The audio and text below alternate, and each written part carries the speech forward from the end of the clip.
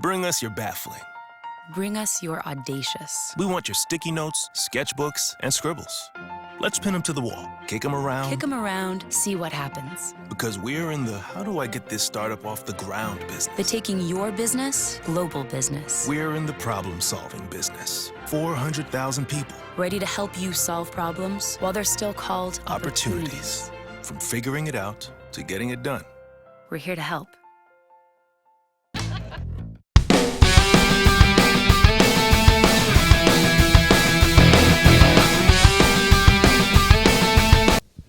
Hi, I'm Mark Scafidi, host of Zips Weekly, and we are here with women's basketball coach Jodi Kest. Jodi, welcome to the show. Thank you for having me. How did the first month go? You guys had a couple tournaments. You went out to San Diego. Tell us what happened. Well, we wanted to have a good non-conference to prepare us for a conference play, and I think that we did that. We played some great teams in San Diego. We played Northern Iowa on the road. We played Northern Kentucky on the road. Youngstown State at home. So I think it did exactly what we wanted. And yeah, we would have liked to have won more games, but I thought 6-5 with the schedule we had, put us in a pretty good situation. And overall, the month of December was good for you guys. You went 5-1.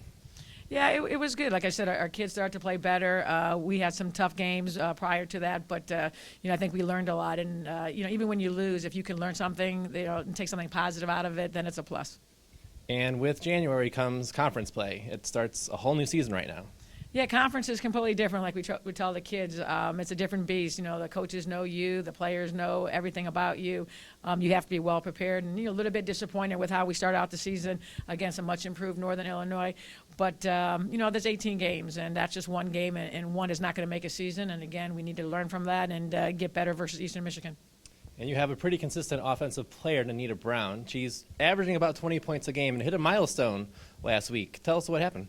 Well, I believe she scored her 1,000th point, which is amazing because she really didn't play very much her first or second year. And last year she had a fantastic season for us. And this year she's improved a lot in her game, improved her three-point shot. She's getting to the basket. Just a really much improved player, and very happy that she's getting the recognition that she deserves. And she's not only an offensive threat, but what kind of leadership is she bringing the team off the court? She's just a great kid. Everybody really, enjoys being around her. And this week, you guys have a road trip up to Eastern Michigan. What have you scouted them and seen so far? Well, they had a great season last year, went to the championship game and won a couple games of the WNIT, have a lot of the same kids back. Very athletic. A lot of their points come from their defense. We're going to have to play a much better game tomorrow in order to beat that team. Very well coached, very athletic. It's going to be a great contest for us. And you guys come back home this Saturday against Central Michigan. I'll be there. You'll be there. What have you seen from the Chippewas, and what can the fans expect on Saturday back at the home crowd? Well, we try to just worry about one game at a time, so my main focus right now is on Eastern Michigan. But very athletic. They love to run the dribble drive. They can shoot the three. They will press us. They will trap us. They will play man-to-man. But right now we're just trying to take one game at a time. Well, thank you, Coach Kest, for being with us this week, and look forward to seeing everybody out at the Jar on Saturday. Northern Illinois in town to open Mid-American Conference play on Saturday against the Zips. Greta Burry had a nice game with 4 points, doing some low-post action.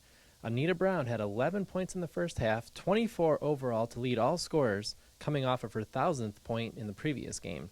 Hannah Plyman did some damage with 13 points, lighting it up from the corner right here, and setting a new career high. Alex Ricketts came off the bench to contribute 9 points in the loss.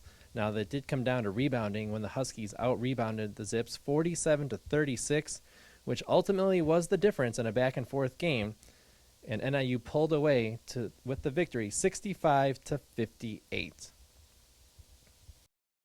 And now here are some highlights from the men's basketball team. Saturday, the second half of a doubleheader Saturday night at the Jar. The men hosting a non-conference opponent, the Lipscomb Bison, in non-conference play.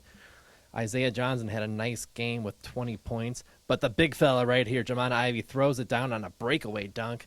Hammer it home like LeBron. Now the Zips getting it done on defense as well, right after this offensive three from the corner, deep from downtown. It's good. Isaiah Johnson decides to be more like Hakeem Olajuwon and get that out of here, big fella. Nice block on the defensive end. Now Noah Robotham also had a great game with a new career high 20 points. Here he breaks it away and gets the layup Very nice action there. Now Johnson doing some more of his dirty work down low on the offensive end he had 20 points on the night again. And the Zips will close out non-conference play and move on to Mid-American Conference play this week when they play Friday night. That's it for this week's episode of Zips Weekly. I'm Mark Scafidi. Make sure you tune in this Friday night as the men's basketball team hosts Western Michigan right here at the Jar on ESPNU.